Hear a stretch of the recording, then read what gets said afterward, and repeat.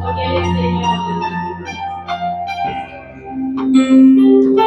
Porque Él es Señor, yo puedo decir, tengo la victoria, soy rey, soy sacerdote. Damos gracias al Señor por esta mañana, porque hoy son nuevas sus misericordias para cada uno de nosotros, aún para usted que nos visita en esta mañana. También usted hace parte de ese paquete de que las misericordias de Dios hoy son nuevas para todos nosotros.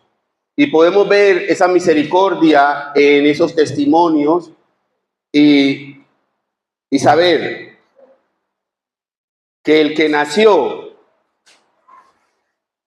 el que murió, el que resucitó, viene pronto. Él vive por los siglos de los siglos.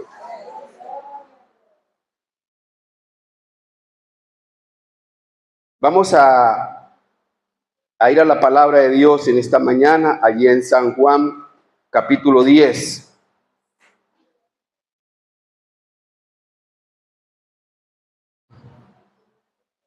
Capítulo 10, verso 17 y 18. Y el tema de hoy a este mensaje es las 7 palabras de Jesús en actitud de humildad.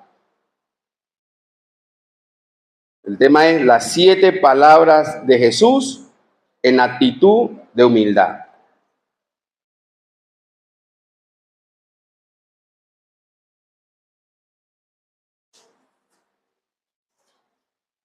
Dice la palabra del Señor: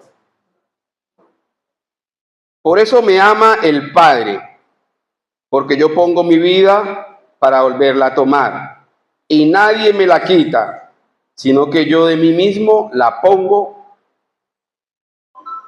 Tengo poder para ponerla y tengo poder para volverla a tomar. Este es el mandamiento que recibí de mi Padre. Jesús está hablando y está dando una recomendación. Dice: la vida que tengo, nadie me la quita. Yo mismo la pongo, pero la pone ¿a quién? Al servicio de nosotros. Y eso fue lo que pasó hace más de 2000 años. Vemos cómo Jesús en ese Calvario, en ese momento tan doloroso, en ese momento que va cuando lo han aprendido, está siendo maltratado, está siendo injuriado, está siendo abofeteado, está siendo escupido, pero no renuncia. Y llega al Gólgota y es crucificado. Crucificado junto a 2 ladrones. En esa época, morir en una cruz era el peor castigo, era un escarnio, era algo que no, era como quien moría en una cruz era un maleante. Es como, haga de cuenta, bueno, aquí no hay pena de muerte, ni tampoco aquí hay silla eléctrica, como en los Estados Unidos, en algunos otros países. Que cuando una persona comete un delito que no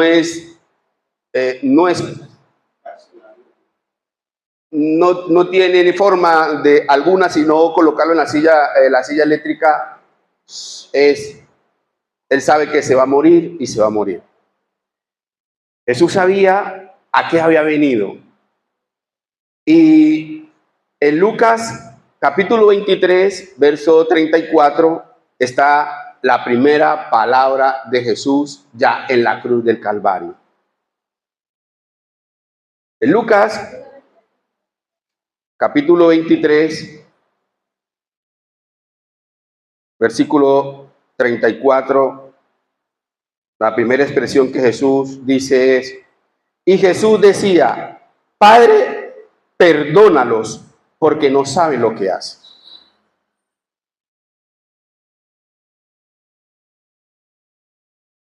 Padre, perdónalos porque no saben lo que hacen. Mire, el autor de la vida, el creador del cielo y de la tierra, estaba siendo maltratado, estaba siendo injuriado, estaba siendo insultado, estaba siendo latigueado por unos hombres, y él no se carga su corazón, sino que dice: Padre, perdónalos porque no saben lo que hacen. Y más adelante el apóstol Pablo dice que si aquellos que crucificaron a Jesús hubiesen sabido quién era Jesús, no lo hubiesen ¿qué? Crucificado. Dice la palabra. Pero ellos, en su ignorancia, ellos aún en el plan de Dios hacen lo que estaban haciendo. Pero Jesús no se carga con él, no se carga con ellos, sino que dice: Padre, perdónalos, porque no saben lo que hacen. ¿Hasta qué punto nosotros estamos dispuestos a perdonar? ¿Hasta qué punto nosotros, por alguna situación que nos hacen, estamos dispuestos a soltar? Porque recuerdo que el perdonar es una decisión. Y Jesús decidió perdonar en medio de su angustia, en medio de su dolor. Recuerde que ya Jesús viene con su cuerpo lacerado. Su cuerpo que ya no daba más. A tal punto que dicen los científicos que estudian esa magnitud de cómo un cuerpo puede aguantar tanto, dicen que ya su fiebre estaba tan alta que ya deliraba. Y te hago la pregunta: ¿hasta qué punto nosotros estamos dispuestos a soltar? A soltar cosas que hay en nuestro corazón a veces, que se cargan, que de tal manera a veces crean hasta enfermedades. Yo tengo un caso, cuando estudiaba en el seminario, una compañera decía que tuvo una prima que era una muchacha muy atlética y todo, y que su esposo le fue infiel. Y que ese esposo le fue infiel y ella no lo quiso perdonar. Y ella decía: prima, hay que perdonar porque el que no perdona no puede ser perdonado. Y ella decía: yo no lo perdono. Y resulta que esa situación fue tan grave que eso le produjo un cáncer. Hay enfermedades que vienen por no perdonar. ¿Sabían eso? Y resulta que esa muchacha dice que era una muchacha atlética, joven, pero que ella, un cáncer en 6 meses. Prima, perdone, por amor a Dios, perdone. No, yo no lo perdono. Y se murió sin perdonar. Y se murió con el cáncer. Y era muchacha atlética, joven. A veces hay cosas en nuestras vidas que aún han hecho nuestros padres, han hecho quizás los esposos, las esposas, los hermanos, X, Y, Z, y no perdonamos. Eso ya hablaba con alguien y decía: llama a tal fulano. No, yo no quiero hablar con ese. Él es un malvado, porque le hizo mucho daño a mi hermana, y ese no se merece el perdón, no se merece nada. Le digo: ¿y tú qué te mereces? No, yo me merezco todo porque yo sí soy buena, pero él no, porque él fue malo con mi hermana. Dice, ¿sabes? La Biblia dice que el que no perdona no puede ser perdonado. No, que lo perdone Dios, yo no. Ojo, mujer, no te metas en problema con Dios, hay que perdonar.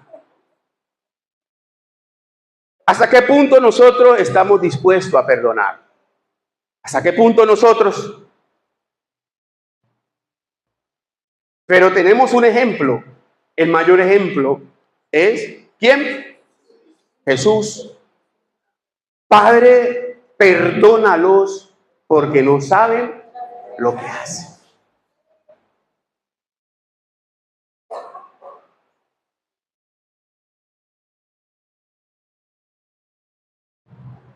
Jesús siempre nos ha enseñado con su ejemplo.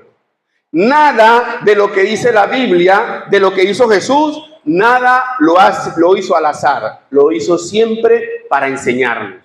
Jesús oró y nos dice que oremos. Jesús ayunó y nos dice que ayunemos.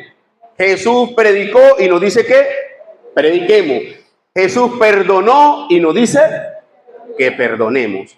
Porque el que no perdona no puede ser perdonado. Ahí tenemos un obstáculo si no lo hacemos. Ay, yo perdono, pero no olvido. Ahí eso es mentira. El que perdonó, sí, puede venir el pensamiento, puede venir la situación. Porque hay cosas en la vida que aunque nosotros podemos decir, la perdonamos, pero si recordamos y nos generan mariposas, todavía no hemos perdonado. Pero si recordamos y creemos que ya liberamos, podemos ver lo que pasó, podemos ver a la persona, podemos verla a los ojos, y si ya perdonamos, somos libres y también hacemos libre a la otra persona. El perdón es fundamental, mis hermanos y amigos que nos visitan. No podemos vivir a espaldas de Dios, creyendo que Dios no conoce tu corazón. Dios conoce tu corazón y conoce mi corazón.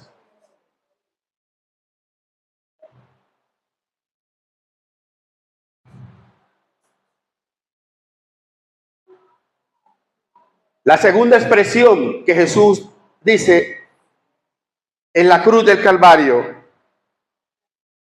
está en el mismo Lucas 23, capítulo 23, verso 42 y 43. Y dijo Jesús, acuérdate de mí cuando vengas en tu reino. Entonces Jesús le dijo, de cierto te digo que hoy estarás conmigo en el paraíso. Jesús, recuerden que al principio les dije que Jesús muere al lado de dos ladrones. Esos pillos eran buena gente. Ellos estaban allí porque habían cometido un delito. Uno a la derecha y el otro a la izquierda. Y uno de ellos le injuria a Jesús. Si tú eres el Hijo de Dios, si tú eres el Salvador, sálvate a ti y sálvanos a nosotros. Y el otro le dice, no tienes temor de Dios. Mira, usted es mi causa. ¿Saben quién? Aquí algunos entienden qué es causa. Unos ladrones que solo se arroban, se ponen de acuerdo siempre a robar. Eso cuando los capturan, aquí pues uno le llama, en la parte del derecho, le llama causa. Dice, usted como a veces, como dicen en el ejército, mi lanza es que han sido compañeros de milicia. Entonces esos dos eran causa. Ellos sí sabían por qué estaban allí. Y uno le recrimina a Jesús y el otro le dice, tú sabes por qué estamos aquí. Este hombre es un hombre justo. Y Jesús le dice, y él le dice, Señor, acuérdate de mí cuando estés en tu reino. Y Jesús le dice, desde hoy estarás conmigo en el paraíso. La fe del Hijo de Dios es la que nos salva. Romanos 8, 10, capítulo 10, verso 8 y 10 dice lo siguiente. Es un texto que me encanta, me fascina para predicar. Romanos 10, verso 8 dice, mas, ¿qué dice? Cerca de ti está la palabra en tu boca y en tu corazón. Y esta es la palabra de fe que predicamos, que si confiesas, y esta es la palabra de fe que predicamos, que si confesares con tu boca que Jesús es el Señor y creyeres en tu corazón que Dios le levantó entre los muertos, serás salvo. Porque con el corazón se cree para justicia, pero con la boca se confiesa para salvación. Usted que nos visita en esta mañana, para usted también hay salvación. Hoy es día de reconciliación. Ya vimos una familia que reconciliándose con Dios, estando en situaciones adversas, Dios guarda a esta mujer, guarda a esta sierva, porque saben que para ti también, mujer, amigo que nos visitas, para ti Dios también tiene un propósito, así como lo tuvo ese propósito con ese hombre que en su agonía Dios le extendió su misericordia. Y también quería anexar esa parte con lo que hablaba la hermana Isabel.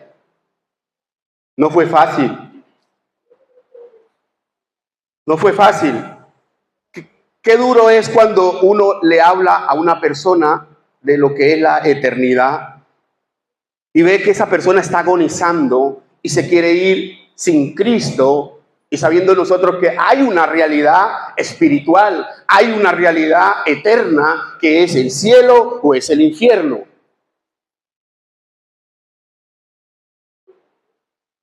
Y que esa persona, en el primer momento que vamos con alguien, acepta a Cristo y en vez de abrir sus labios, los apretaba. Eso es duro, mi hermano, porque hay una realidad.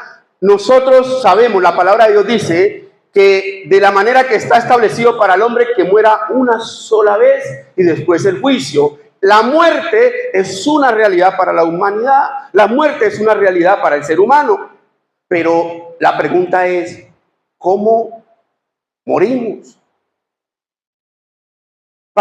¿De qué manera vamos a ir a la eternidad? ¿Con Cristo o sin Cristo? Y entonces sale, incluso ahí habían otras personas, y la persona con la cual fui, con mi prima, esa persona, ella, vamos, prima, ahora, no queremos, y le hacen cara, y el otro que se le voltea al otro lado, dice, oiga, yo entre mí decía, es tremendo el ser humano, aún muriéndose, no quiere saber nada de Dios. Tremendo.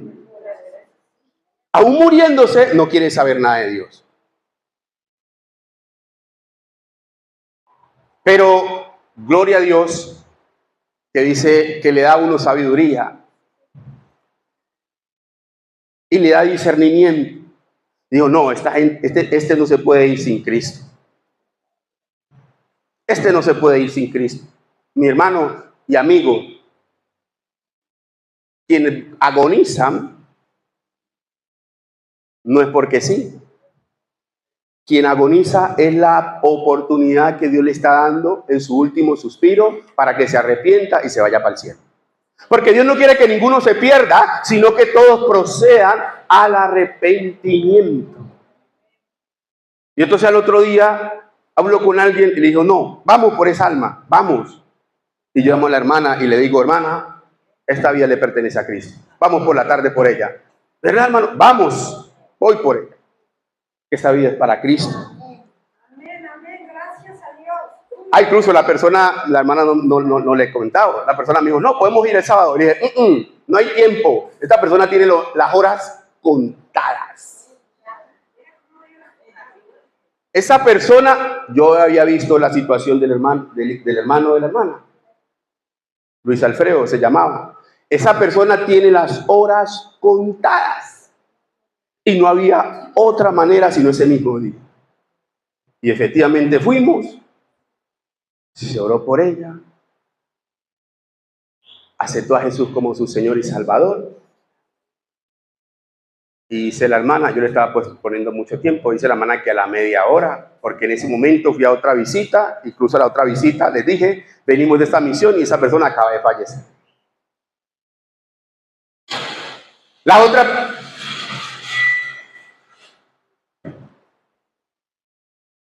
Sí, gloria a Dios. Las otras personas que al día anterior no querían saber nada, cuando ven que oramos por esa persona, hay uno que estaba hasta con suero, se quitó el suero y se arrodilló. El otro, venga, oren por mí. ¿Y usted qué cree? Yo no sé cómo que esa sala ahí. Pero usted qué cree que cuando ven que esa otra persona muere, esos otros dos, ¿usted qué cree? ¿Qué creen que puede pasar? Yo creo que se deben de pellizcar. ¿Sí o no? Desde hoy, Jesús le dijo al ladrón, desde hoy, el hermano de la hermana no tuvo tiempo para irse a bautizar, pero creyó y se arrepintió y se fue por el Señor. Tú que tienes hoy tiempo, mi amigo, que nos visitas, hoy es el tiempo. Hoy es el tiempo. Hoy estamos hablando de resurrección. Hoy estamos hablando de vida. Y Jesús te quiere dar vida, te quiere dar no solamente vida, y también quiere dártela en abundancia. Pero hay que creer. Hay que creer.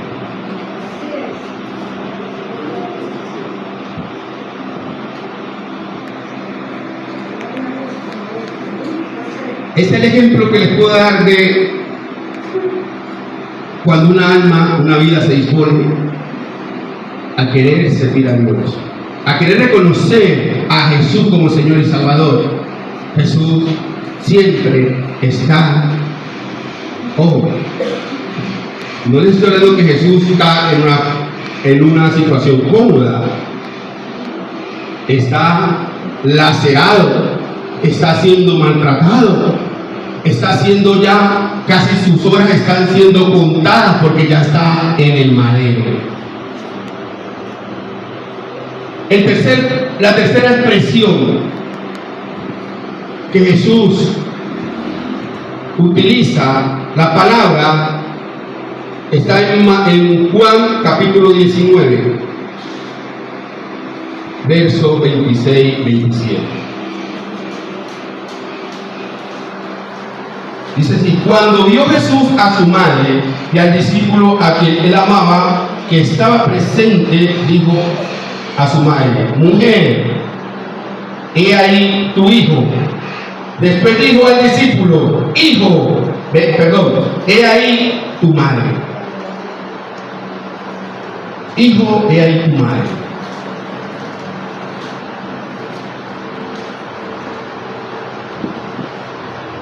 Aún Jesús, en medio de su dolor, en medio de su agonía, no se olvida de sus responsabilidades. Él sabe que tuvo una madre que nosotros no la veneramos, pero sabemos, reconocemos que fue María, y él está ahí con su discípulo amado, Juan, aquel discípulo que se le recostaba en su pecho, era de confianza. Ellos están allí en ese llanto. Ahora que sigue, de pronto estarán pensando, y él le dice: mujer, he ahí tu hijo. Hijo, he ahí tu madre. Él no se olvida de que hay una madre que queda desamparada porque hay un hijo que en su parte natural, en su parte física, en su parte humana, está partiendo, haciendo el propósito por el cual el Padre lo había enviado. Entonces no la deja desamparada. Le dice: hijo, madre, ahí está su hijo, ahí está su madre. O sea, cuídense. Es la responsabilidad que nosotros tenemos como padres, es la responsabilidad que nosotros tenemos como familia, es la responsabilidad que nosotros tenemos como seres humanos, una obligación de subsidiar nuestra familia. Porque es el primer ministerio que tenemos. El primer ministerio que usted y yo tenemos es la familia. Jesús nos está enseñando. Ojo, les estoy hablando de lo que Jesús nos está enseñando, aún en medio de su agonía, en medio de su dolor. Dice: allí, hijo, ahí está su madre, madre, ahí está su hijo. Y es la responsabilidad que tenemos nosotros como seres humanos, que nos muestra Dios, nos enseña el maestro, el creador, con su ejemplo. La relación familiar, siempre Dios está interesado en que nosotros como familia no perdamos esa relación, porque Dios es el autor de la familia. Mi hermano, mi amigo, Dios es el autor de la familia. Jesús nos demuestra que el amor no son con palabras, sino con hechos. Y que también nosotros debemos demostrar el amor con acciones, no con palabras, sino con hechos. Hay personas que de pronto nos cuesta, somos muy poco expresivos, pero a veces somos muy protectores. Y a veces hay unos que somos muy sobreprotectores con la familia. Pero lo importante, mi hermano y mi amigo, es que Dios también se interesa por nuestra familia. Vemos el ejemplo de Jesús. Jesús dando ejemplo que tenemos que ser hombres y mujeres de familia. La cuarta expresión: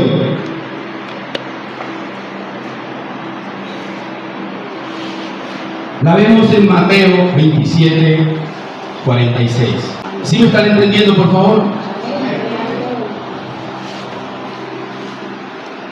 Esas son las últimas palabras que Jesús en su agonía está manifestando en medio de su dolor. Mateo 27, 46. Dice, Jesús clamó a gran voz diciendo: Elí, Elí, lama sabactani. Esto es: Dios mío, ¿por qué me has desamparado?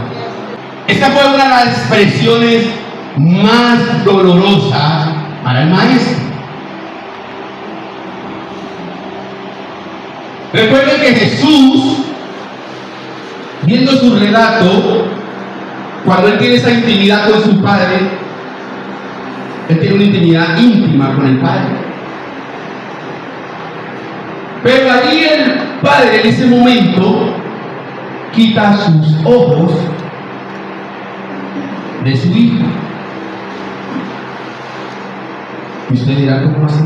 Sí, porque ahí estaba la maldad suya, la iniquidad suya, la perversidad de la humanidad, la inmoralidad de la humanidad. Estaba lo que usted ni siquiera se imagina del pecado, estaba sobre Jesús.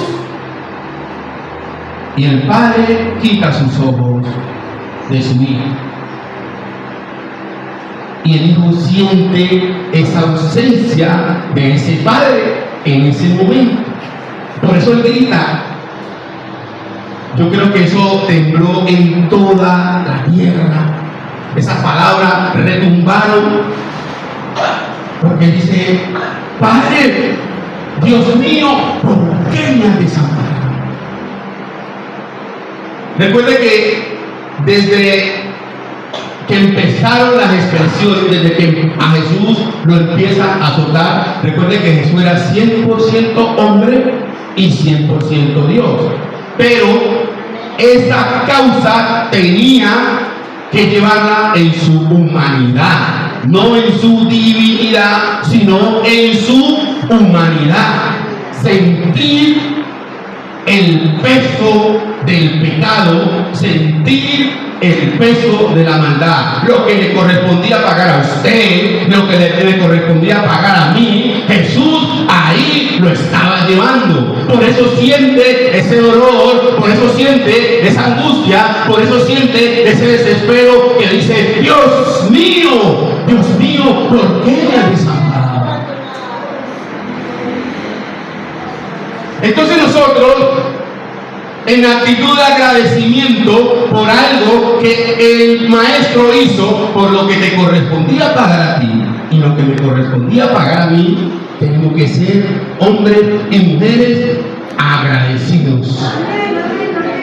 No podemos ser malagradecidos, mi hermano, mi amigo que nos visita. No podemos ser malagradecidos por algo que usted y yo teníamos que pagar y Jesús dijo: hey, quítese usted, que yo lo voy a hacer. Eso fue lo que hizo Jesús. Quítese usted, que yo lo voy a hacer. Recuerde que Él fue el que determinó. Por eso al principio, cuando hablamos de Juan, el capítulo, Juan, el primer capítulo que hablamos, que dijo: nadie me quita la vida, yo la doy. O sea, fue un acto voluntario. Por eso es importante, cuando usted y yo vamos a hacer algo para Dios, tiene que ser algo que nazca de nuestro corazón, algo que sea de devoción, algo que sea voluntario.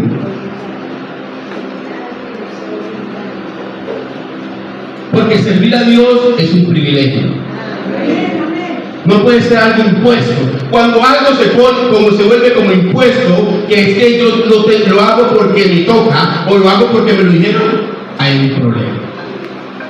Cuando usted y yo debemos de servir a Dios, es porque algo, digo, verdaderamente, en lo mínimo que puedo hacer es servirle a Dios. Lo mínimo que puedo hacer es servirle a Dios. Vemos el ejemplo. Estamos conmemorando una fecha inolvidable para la humanidad. Pero usted, ¿qué está haciendo? Solamente que esa fecha, no, es que yo solamente me recuerdo de la muerte y la resurrección de Cristo solamente en Semana Santa. Ya ahora las Semanas Santas han perdido.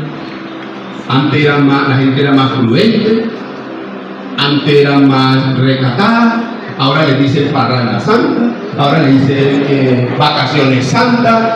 Lo que le estoy hablando es algo que tenemos que prestarle mucha atención.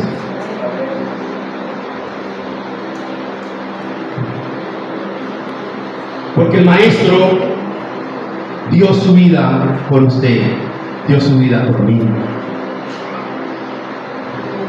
El cielo en ese momento se cerró. En ese momento el cielo se cerró para Jesús, pero se abrió para usted y para mí. Y está abierto, aún para usted que lo visita. Está abierto porque Jesús vive y porque Él vive, nosotros también vivimos. Es el privilegio que tenemos. Nada se hizo al azar. Nada de lo que usted pronto está escuchando se hizo al azar.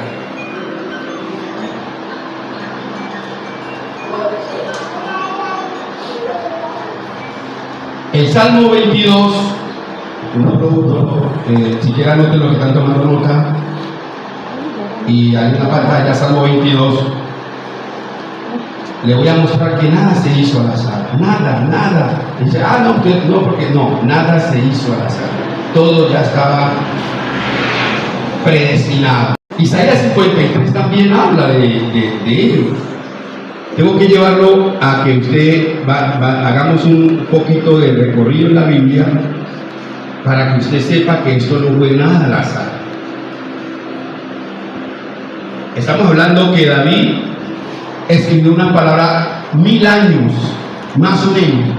Y Isaías más o menos casi unos 600 años, cuando dice Isaías 53:10, dice: con todo eso Jehová quiso quebrantarme, sujetándolo a padecimiento cuando haya puesto su vida en expiación por el pecado. Haya puesto expiación por el pecado, ¿quién? Por el pecado suyo y por el pecado mío. Por el pecado de la humanidad fue puesto en expiación Jesús.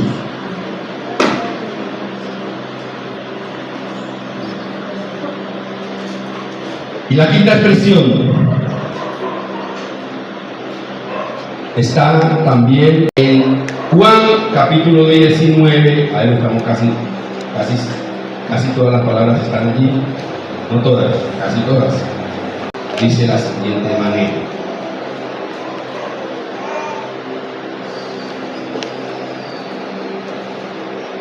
después de esto, sabiendo Jesús que ya todo estaba consumado, dijo: para que la escritura se cumpliese, tengo sed.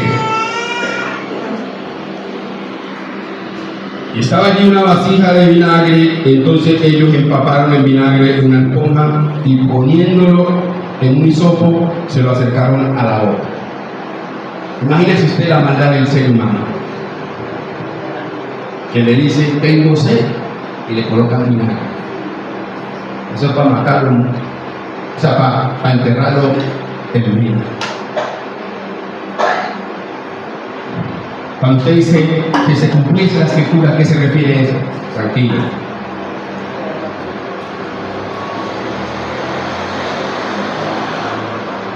Hay una declaración intencional. Jesús estaba sediento de redención por la humanidad. Jesús estaba sediento de redención por ti y por mí. Jesús estaba sediento de justicia por ti y por mí. Él se vació completamente para que nosotros seamos llenos por Él. Él dice también en su palabra: todo el que esté sediento, venga a mí y beba. Venga a mí, todos los que estén sedientos. Mi hermano, no sé usted cómo esté en esta mañana. Mi amigo, no sé usted cómo haya venido en esta mañana. Pero lo único que les quiero decir, que aquel por el cual estoy hablando aquí, Él no solamente quedó en un acto de crucifixión, Él resucitó al tercer día, está sentado a la diestra de Dios Padre, está esperando por ti, está esperando para que usted también pueda beber de esa agua que corra de ríos de agua viva sobre su interior. Está esperando por ti, mi amigo. Está esperando por ti, mi amiga. Para ti también hay salvación. Para ti está también el plan de la salvación. No dejes pasar este momento, porque este momento es el momento por el cual Dios te ha llamado, te ha permitido, ha permitido que hoy puedas venir aquí para que puedas encontrar con Él, puedes tener ese encuentro verdadero con aquel que dijo: tengo sed. Esa sed por la cual Jesús está clamando es una angustia que hay en su ser.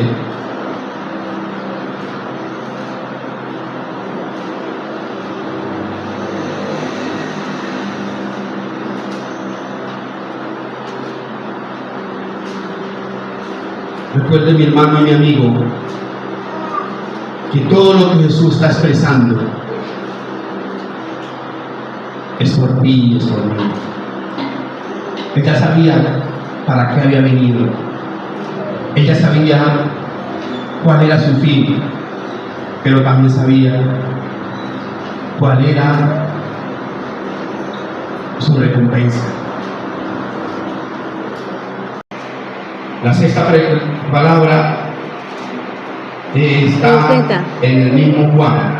En el 30, Darcy, en el 30.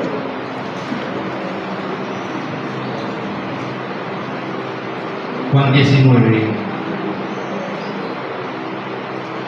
30.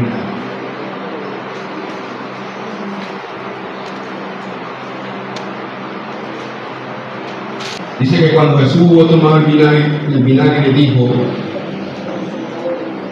consumado es.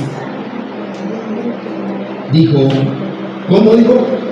Consumado es. Consumado es.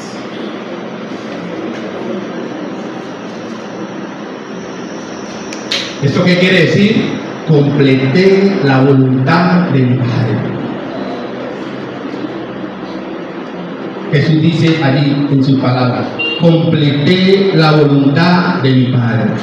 Pero para nosotros es: tu deuda y mi deuda ha sido pagada. Consumado es. Por eso la palabra de Dios dice que porque por gracia somos salvos por medio de la fe. Y esto no es de vosotros, no por obra. Es un don de Dios, no por obra, para que nadie se gloríe. No es que si yo hago esto, que si yo hago lo otro, es que esto no. Eso no es salvación. Consumado es. Tu deuda y mi deuda ha sido pagada. Es como cuando usted va, tiene una deuda en el banco y ya lo han hasta embargado, como muchos hemos escuchado, y le llega una notificación de paz y salvo. Pero ¿cómo así? Si yo ni siquiera iba al banco. Paz y salvo. Tu deuda ha sido cancelada. Así fue en lo espiritual, así fue en lo físico, así fue para la eternidad. Tu deuda de maldición, tu deuda de perdición, tu deuda de humillación fue cancelada por Cristo en la cruz. Eso lo vemos en Colosenses también, capítulo 2, verso 14.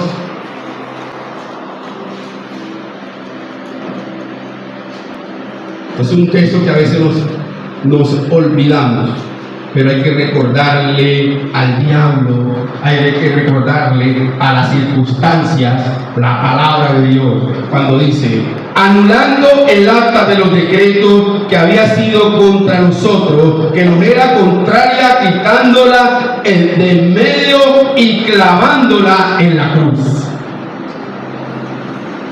Anulando el acta. El acta de los decretos era que usted y yo no teníamos nada que hacer, ni en esta tierra ni en la eternidad. Pero Cristo anuló ese decreto, anuló lo que había en contra suya y en contra mía, tanto para lo espiritual como para lo físico.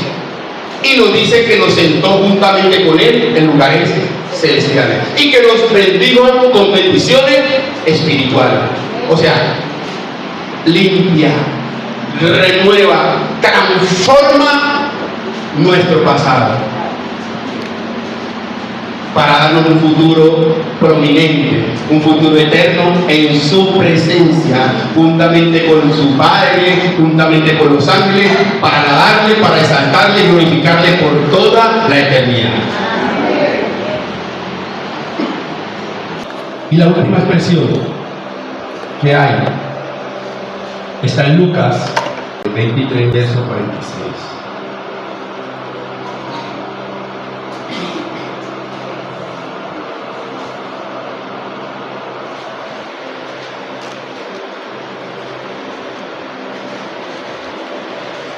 Entonces Jesús, clamando a gran voz, dijo: Padre, en tus manos encomiendo mi espíritu.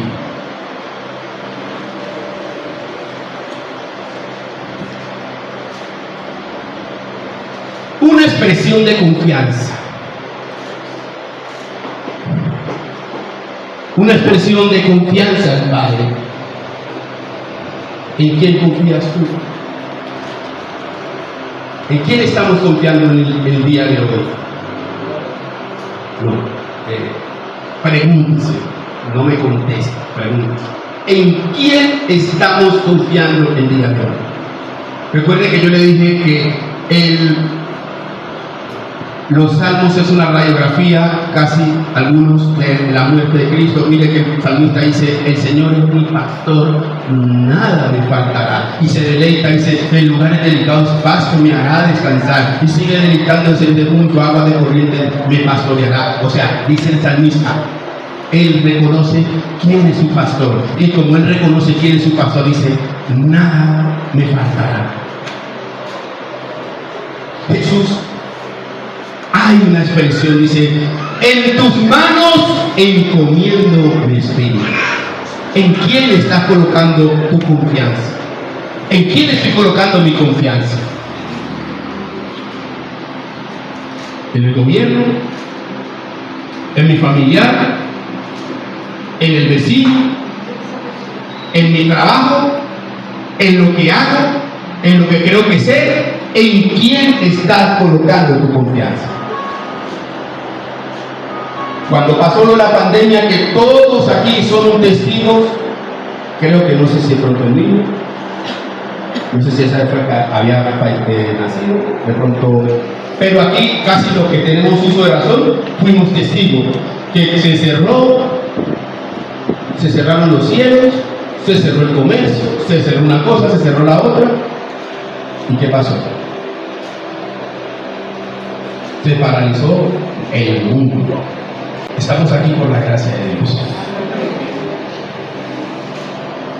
Cerraron el planeta, cerraron todos los aeropuertos, las terminales, una cosa, la otra. Cerraron todo. ¿Y qué pasó?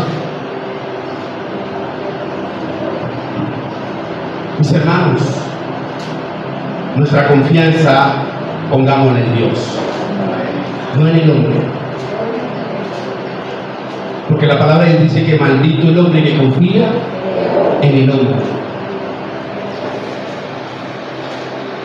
Pon tu confianza en el Señor Jesucristo. Así como Jesús nos enseña en esta expresión: Padre, en tus manos encomiendo mi espíritu. Que así nosotros podamos encomendar nuestro ser, espíritu, alma y cuerpo. Aún le podamos encomendar nuestra familia, aún podamos encomendar lo que por la situación que estemos pasando. Aunque tú veas el panorama tan oscuro, tan gris, aún veas esa pared que dice no hay oportunidad, no hay salvación, no hay alternativa, está todo cerrado. Pero si tú confías en el que puso, el que abrió el mar, el que puso a Lázaro en pie, el que le dio vida a lo que no tenía vida. Si tú crees que eso está cerrado, Él lo abrió.